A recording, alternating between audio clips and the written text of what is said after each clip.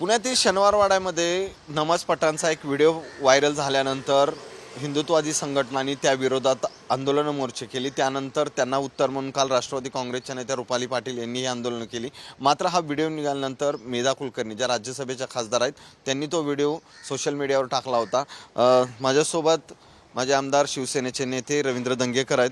खरं तर जो शनिवारवाड्याचा विषय होता, तिथे एक व्हिडिओ नमाज पठण करतानाचा व्हायरल झाला। मेधाताईंनी त्या विरोधात आंदोलन केलं। कसं वाटतं ह्याच्यामध्ये छत्रपती शिवाजी महाराजांचे पुणे आणि स्वराज्याच्या उभारणीसाठी आपल्याला माहिती इतिहास आपण वाचतो, इतिहासातली गोष्ट अनेक मुस्लिम सरदार त्याच्यामध्ये छत्रपतींबरोबर होते।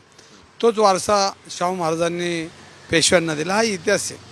आणि स्वराज्याच्या उभारणीसाठी सर्व जाती धर्माच्या लोकांना एकत्र घेऊन आता isakal.com आहे देशातील नंबर 1 ची मराठी न्यूज वेबसाईट।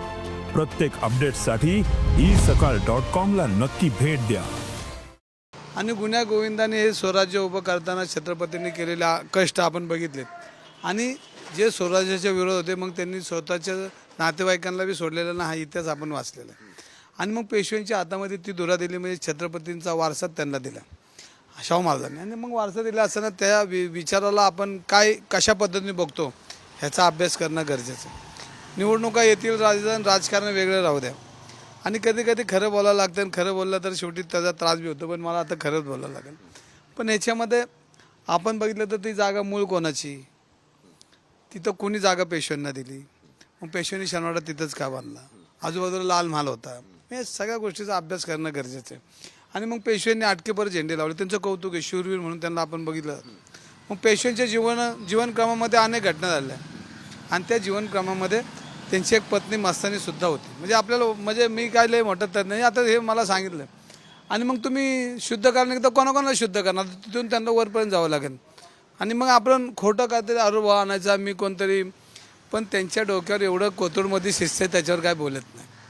मग जैन धर्मियांची जागा खाल्ली जाते, महावीरांना घाण ठेवलं जातं, गुन्हेगारी चालते। तुम्ही खासदार आहात, ते आमची बहीण आहेत, मी त्यांच्यावर एकत्र काम करतो। तुम्ही खासदार आहात, खासदाराने काय केलं पाहिजे हे जरा एकदा ठरलं पाहिजे। तुम्ही चौकात उभा राहणार नाही हे असं, आणि मग तुम्ही नवरात्रीचे स्पीकर पण करा। पोलीस कशाला आहेत, तुम्ही खासदार आहात, मग पोलीस माझं ऐकत नाही म्हणून मला यावं लागतं, ही कारणे तुम्ही समाजाला सांगायचं। तुम्ही मग फोटो कशाला येतात, चमकोगिरी कशाला होती, मग तुमचे व्हिडिओ कसे येतात, तर हे तपासण्याचा भाग आहे। खासदार ही लेवल एक उंचीवर आहे। मोदी साहेबांनी जे लोक प्रतिनिधी आहेत यांनी समाजासाठी, ह्या शहरासाठी तुम्हाला काय करायचं आहे हे ठरलं पाहिजे। आणि मग आहेत ना खाली कार्यकर्ते, जय भावनी जय शिवाजी करायला, त्यांना अजून समजत नाही, जेव्हा समजत तेव्हा ते करतील व्यवस्थित, पण ज्यांना समजत नाही ते करतील। माझा मेघाताईंना विरोध नाही, ते लोकशाही त्यांच्या भावना आहेत, पण एक कार्यकर्ता म्हणून मला त्यांना विनंती की तुम्ही जरा थोडं थांबा।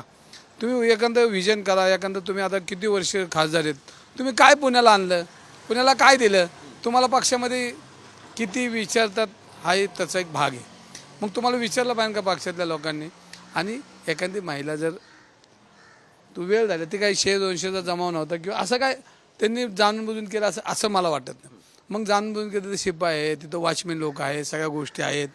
आणि एखादा जर मी आता देवाचं दर्शन घेतलं, काय माझी चूक आहे, मला मुसलमान म्हणायला पाहिजे आमचे यांनी कसं देवाला पाय पाड, सध्याचा भाग आहे। आणि त्याच्यामध्ये ते काय हिंदुत्व जे काय आहे, मग तुम्ही बाहेर आला मग ही मजर काढा, तर मजरचा आणि आज ती नमाज पडली ह्याचा कुठला फरक, जवळजवळ संबंध नाही।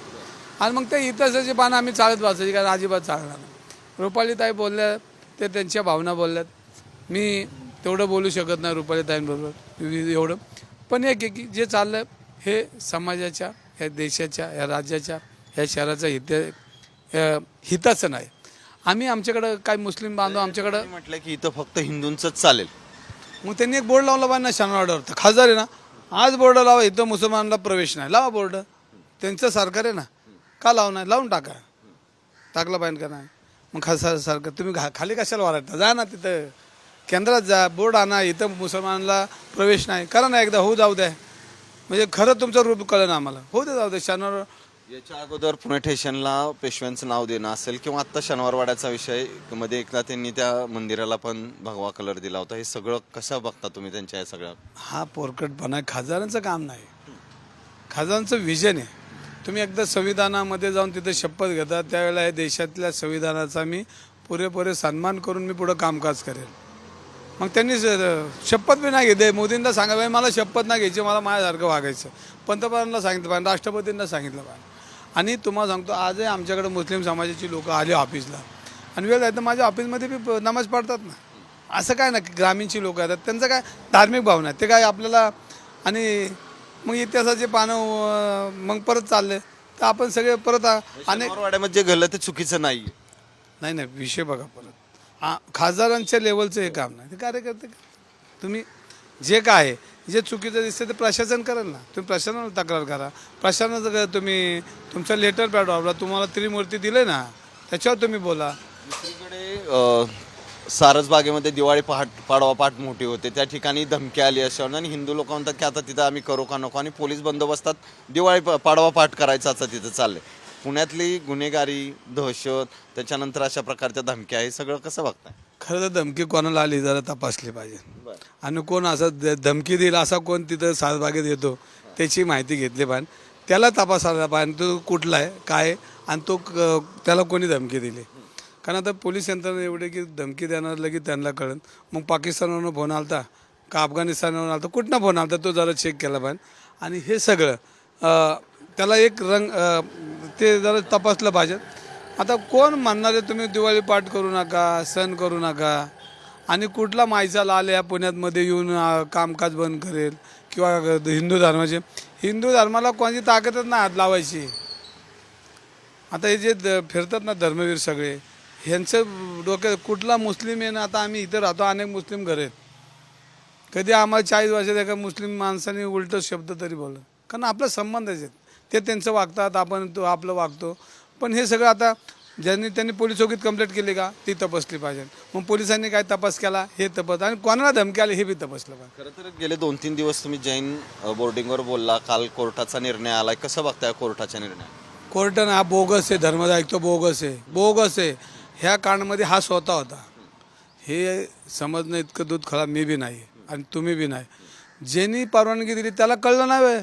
खाली तुम्ही धर्मदायकचा अभिप्राय ना जागेची वस्तुस्थिती सांगा. 3 टेंडर आले तिन्ही सारखेच आले तिन्हीचा टाईप रायटर एकच आहे आणि हे बोगस ह्याच्यामध्ये त्याचा मोठा हात आहे. आणि मग केविलवानी प्रयत्न आता काय चालला आहे. कोण बँक म्हणते आम्ही ताबा सोडू कोण म्हणतं घाणखत काढा. हे काय झालं आहे? अरे काय एवढी प्रशासन हे जे आहे या 700 समजतात एवढं दूध खोळ्यात आहे लोकांना समजणार नाहीत इतपत समजत नाही इतपत दूध खोळ्या नाहीत. तर हे सगळे पुणेकरांना येड्यात काढायचं आणि सगळ्यात बघा परत तुम्हाला ते मेदत आहे त्यांना नाही दिसलं महापौर आपलं महावीरांचं देऊळ घाण ठेवलं कुठे गेले धर्मवीर त्या तिकडं तर लय धर्मवीर आहेत. जर एखाद्या दुसऱ्या बिल्डरने केलं असतं तर तुम्ही थैताईट झाला असता. मग दूध अभिषेक मग तुमचे दूध सगळं काय सगळं तुमच्याकडे यंत्रणा आहे कुठे गेलेत ते.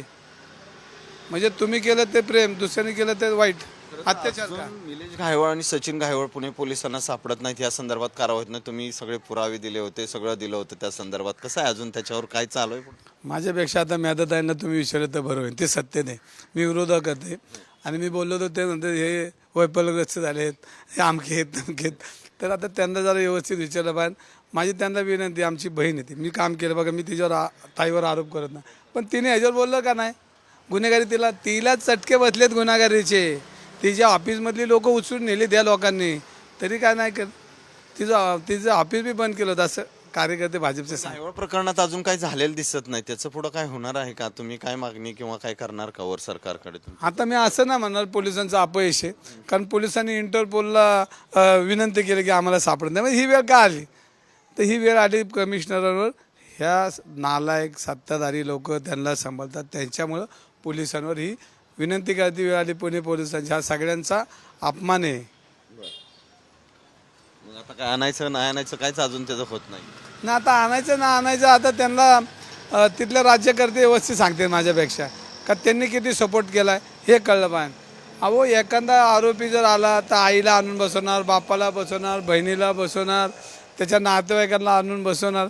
इथं काय प्रक्रिया दिसत नाही. 100 त्यांच्याबरोबर जो पोलीस अधिकारी आहे ज्याने हा पासपोर्ट दिला त्याला अटक केली का? करायला पाहिजे ना. कळू द्या ना कुठे तो ते देशमाने PI आहे हा तिथं बसून बोगसगिरी करतो. गुन्हेगारी टोळ्या चालवतो. हा काय करतो? ह्याला अजून ह्याची कुठं चौकशी नाही, ह्याची तक्रार नाही, करायला नको का? आता मी एकटा किती बाजू मी बोललो तर परत आता लोक म्हणाले भोंगा आहे पुण्याचा. आता काय सांगायचं, अवघडच काम आहे. खरं तर सगळी दिवाळी सुरू आहे, या दिवाळीमध्ये हे सगळं सुरू आहे. तुम्ही ही दिवाळी कशी एन्जॉय करताय सगळ्या ह्याच्यात? नाही, ही दिवाळी बघा, खरं सांगू का, ही काळी दिवाळी, ही काळी दिवाळी लोकमान्य नगरमधल्या लोकांना आज काळी दिवाळी साजरी करतात. कारण त्यांची जे घरं बघायचं स्वप्न होतं त्यांचं बंद झालं, तिथं ते स्टे आला. आज जैन मंदिर महावीरांना त्यांनी घाण ठेवलं. ही काळी दिवाळी आहे, ही काळी दिवाळी. आणि या काळ्या दिवाळीचं, ही काळी दिवाळी ह्या लोकांनी आणली या जनतेवर, आणि म्हणून ही दिवाळी काळी दिवाळी मला वाटायला लागली. आणि आज जे युवक आहे त्यांचं शिक्षणाला तिथं संस्था होत्या त्या फार विकून खायची, मोडून तोडून टाकायची वेळ आली. लोकमान्य नगरमधली जनता युवती त्यांचा प्रोजेक्ट तयार आहे तो थांबवला. म्हणजे काळी दिवाळी आता मला ही काळी दिवाळी वाटते. दुसरीकडे शरद पवारांचं एक वक्तव्य काल म्हणले की सगळीकडे जे काय संकट आलं तर शरद पवार दिसतात, असं एक वेगवेगळे वक्तव्य केलं त्यांनी. काय तुम्ही बघता याच्याकडे? बघा, हे काय लपून राहिलं नाही. नरेंद्र मोदी साहेबांनी बी त्यांचं बऱ्याच वेळा कौतुक केलं. काही वेळ आली तर मी त्यांचा सल्ला घेतो, हे जाहीर वक्तव्य केलं त्यांनी. आणि मग आपल्याला माहिती आहे की प्रशासनावर असलेलं त्यांच्या कामकाजाची पद्धत, केंद्रापासून राज्यापासून तर छोट्या छोट्या संस्थेवर त्या वाढवण्याचं काम त्यांनी वर्षानुवर्ष केलं. आणि त्यांचा अनुभव बघता हे सगळ्यांनाच मान्य करावं लागेल की ते जे बोलतात त्याच्यामध्ये गैर काय नाही. आज तुम्हाला माहिती आहे का, मी जरी विरोधकामध्ये असतो तर क्रांतिकारी निर्णय त्यांनी शेतकऱ्यांचे एका दिवसात, देशाचं कर्ज एका दिवसात माफ केलं. आश्वासन दिलं नाही 25 देऊ का, 50 देऊ का, 1 एकर देऊ का, हेक्टर देऊ का, असं काही केलेलं नाही. त्यामुळं त्यांचा जो अनुभव आहे त्या अनुभवाचा फायदा सगळ्यांनी घेतला पाहिजे. पक्ष कुठला का, आणि ते घेतातच सगळे.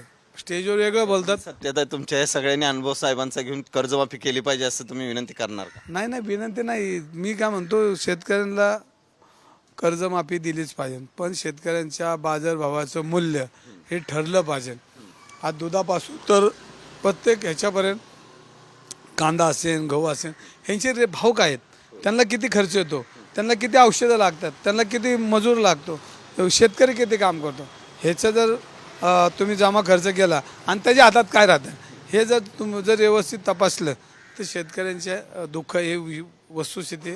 आज निसर्गाचं हवामान बदललं की शेतीवर परिणाम होतो, पाऊस पडला शेतीवर परिणाम होतो, आणि वर्षानुवर्ष मग ते पिकं सगळी खराब होतात आणि तो शेतकरी उद्ध्वस्त होतो. पवारांनी जो मोठा निर्णय घेतला तो निर्णय सरकारने घ्यायला पाहिजे असं वाटतंय का तुम्हाला? त्याच्यापेक्षा अजून काय ते निर्णय चांगले घेतले पाहिजे. त्यांचा आदर्श घेऊन, त्यांच्या पुढं घेऊन आपण किती चांगले हे जरा समाजाला दाखवलं पाहिजे. आणि कधी शेतकऱ्यांना पहिलं, शेतकरी हा आपल्या देशाचा मूळ गाभा आहे, तो जागला तर जग जगू शकतं. कारण शेवटी हे सगळं गाड्या घोड्या ह्या सगळ्या यंत्रणा, हे कॅम्प्युटर, शेवटी अन्न तर तो देतो आपल्याला, आणि त्याची तर काळजी घेतलीच पाहिजे. हे काय सगळ्यांचं मत आहे. पण तुम्ही जर 70 रुपये लिटर दूध घेत असेल तर त्याला 60 रुपये खर्चच होतो. म्हणजे आज 1 किलो जर तुम्हाला गुळी पेंट घ्यायला गेलं किंवा पेंट घ्यायचं 40 रुपये किलो आहे, कसं त्याला परवडणार? नक्कीच आपण पाहतोय की वेगवेगळ्या विषयावर आत्ता आपल्याशी रवींद्र दंगेकरांनी आपलं मत व्यक्त केलेलं आहे. पुण्यामध्ये वेगवेगळे सगळे हे विषय सुरू आहेत, त्यामुळं या सगळ्या विषयाचा शेवट कसा होतो हे पाहावं लागणार. कॅमेरामन सुमित भोसलेसह सचिन जाधव, साम टीव्ही न्यूज, पुणे. देश विदेशातील प्रत्येक घडामोडींचे लाईव्ह अपडेट मिळवण्यासाठी आता साम टीव्हीच्या सर्व सोशल मीडिया प्लॅटफॉर्मला लाईक, फॉलो आणि सबस्क्राईब करा. तसंच सर्व नोटिफिकेशनसाठी बेल आयकॉन प्रेस करायला विसरू नका.